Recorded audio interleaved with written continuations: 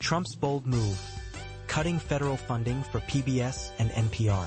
In a surprising turn of events, President Donald Trump has signed an executive order that could significantly impact public broadcasting in America. On Thursday, he directed federal funding cuts to PBS and NPR, claiming that these organizations exhibit a bias in their reporting.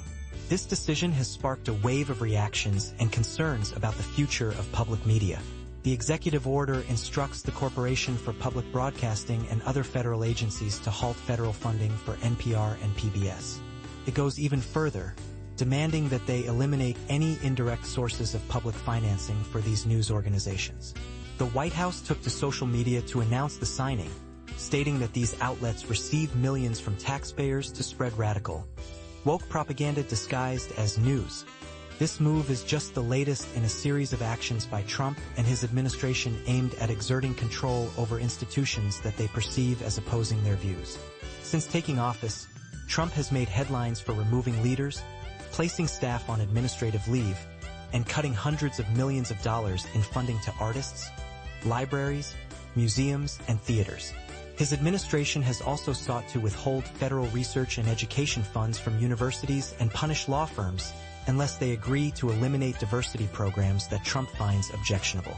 PBS and NPR rely on approximately $500 million in public funding through the Corporation for Public Broadcasting. Given the long-standing complaints from Republicans about these organizations, they have been bracing for potential funding cuts since Trump's election. Paula Kerger, the CEO and president of PBS, expressed her concerns in a statement last month, emphasizing that the Trump administration's efforts to rescind funding would disrupt the vital services that PBS and local member stations provide to the American public. There's nothing more American than PBS, and our work is only possible because of the bipartisan support we have always received from Congress, she stated.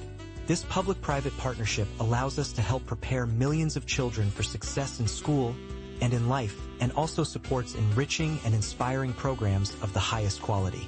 In a dramatic twist, the Corporation for Public Broadcasting has taken legal action against Trump, suing him over his attempt to fire 3 members of its 5-person board.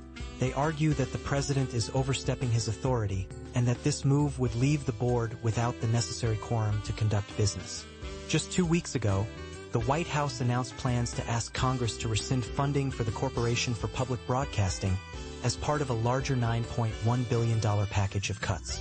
However, this package, which Budget Director Russell Vought indicated would likely be the first of several, has yet to be presented to Capitol Hill.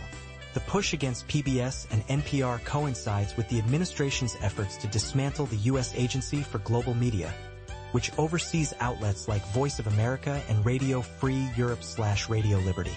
These organizations were established to promote independent journalism in countries where press freedom is restricted. However, their funding has faced challenges in federal courts, with some judges ruling that the Trump administration may have overstepped its authority in withholding funds appropriated by Congress. As the situation unfolds, the future of public broadcasting hangs in the balance, raising questions about the role of media in a democratic society and the importance of diverse voices in the public discourse.